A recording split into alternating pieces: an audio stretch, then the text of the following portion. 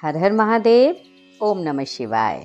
दोस्तों, कल उत्पन्ना एकादशी का बड़ा ही पावन सा दिन है और आज हम एकादशी के दिन किए जाने वाले 3 महा उपायों की बात करने वाले हैं, जो गुरुजी अक्सर अपनी कथा में बताते हैं कि एकादशी के दिन अगर इन 3 उपायों को किया जाता है तो उसके घर में कभी कोई परेशानी नहीं होती है।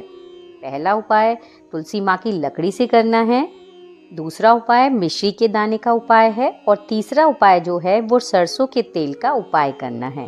तो दोस्तों, जानते हैं कि गुरुजी के अनुसार एकादशी के दिन ये तीनों उपाय किस तरह से करते हैं।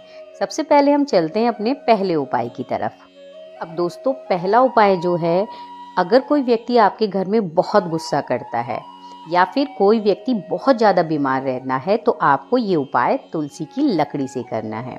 अब आप कहोगे कि एकादशी का दिन है तो लकड़ी कैसे लेंगे या लकड़ी तोड़ेंगे कैसे?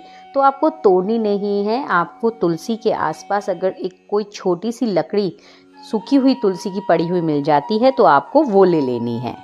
अब उस लकड़ी को लेने के बाद आप जिस व्यक्ति से बहुत ज़्यादा परेशान हैं या वो बहुत ज़्यादा बीमार रहता है या बहुत ज़्यादा गुस्सा करता है, आप जब वो नहाने जाए तो उस बाल्टी में उस लकड़ी को लेकर आप 7 बार क्लॉकवाइज घुमा दीजिएगा, उस व्यक्ति का गोत्र और नाम लेकर, और इसके बाद आप उस व्यक्ति से कहिएगा कि वो उससे नहा ले।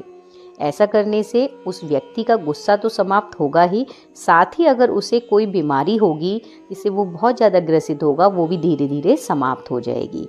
आप तुलसी की लकड़ी को पानी में घुमाने का उपाय एकादशी के साथ साथ अमावस्या के दिन भी कर सकते हैं। तो दोस्तों, आप एकादशी के दिन इस उपाय को अवश्य करिएगा। अब हम चलते हैं अपने दूसरे उपाय की तरफ, जो हमें मिश्री से करना है। दोस्तों, दूसरा उपाय हमें परिवार के लिए करना है ताकि परिवार में सब लोग हंसी खुशी रहें। साथ ही अगर आपकी कोई बहुत पुरानी मनोकामना है जो पूरी नहीं हो रही है, उसे पूरा करने के लिए हमें इस उपाय को करना है। पर दोस्तों, दूसरे उपाय को जानने से पहले अगर आप हमारे चैनल पर नए हैं तो इस वीडियो को लाइक और चैनल को सब्सक्राइब करिएगा।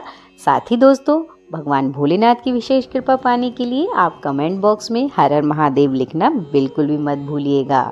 दोस्तों, इस उपाय के लिए आपको एक तांबे का लोटा लेना है, उसमें आपको जल भर लेना है। साथ ही आपको एक प्यारी सी सुंदर सी बेलपत्र लेनी है और बेलपत्र के बाद आपको एक मिट्टी का दिया लेना है। अब मिट्टी के दिए में ना तो आपको तेल डालना है और ना ही आपको कोई बाती लगानी है। आपको सादा दिया लेना है और साथ ही आप थोड़ी सी मिश्री ले लेंगे और इन सारी चीज़ों को लेकर आप पहुंच जाएंगे भगवान भोलेनाथ के मंदिर में, शिवलिंग के पास।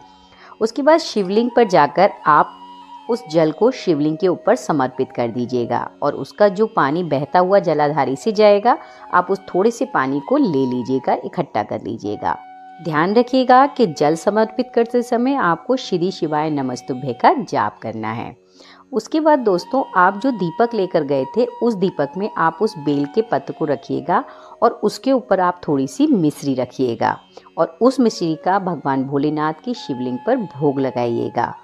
साथ ही आपकी जो भी इच्छा है, जो भी मनोकामना है, उसे आप भोलेनाथ से वहाँ पर मन ही मन कह दीजिएगा।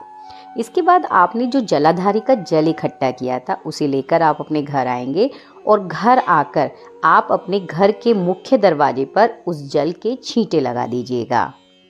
ऐसा करने से आपकी जो भी विशेष होती हैं, जो भी इच्छाएं होती हैं, वो महादेव की कृपा से बहुत ही जल्दी पूरी हो जाती हैं। अब दोस्तों, हम बढ़ते हैं अपने तीसरे उपाय की तरफ। और दोस्तों, तीसरा उपाय है सरसों के तेल का उपाय।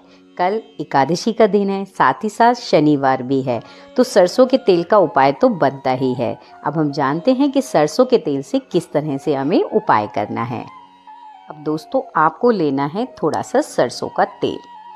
सरसों का तेल आपको ज़्यादा नहीं, 2-3 चम्मच आप सरसों का तेल ले लीजिएगा और उसे लेकर आप पहुँच जाएंगे भगवान भोलेनाथ के शिवलिंग पर। आपको शिवलिंग पर जो भी चढ़ाना है आप चढ़ा दीजिएगा। उसके बाद आप सरसों के तेल को काशी विश्वनाथ का नाम लेते हुए आप शिवलिंग पर चढ़ा देंगे।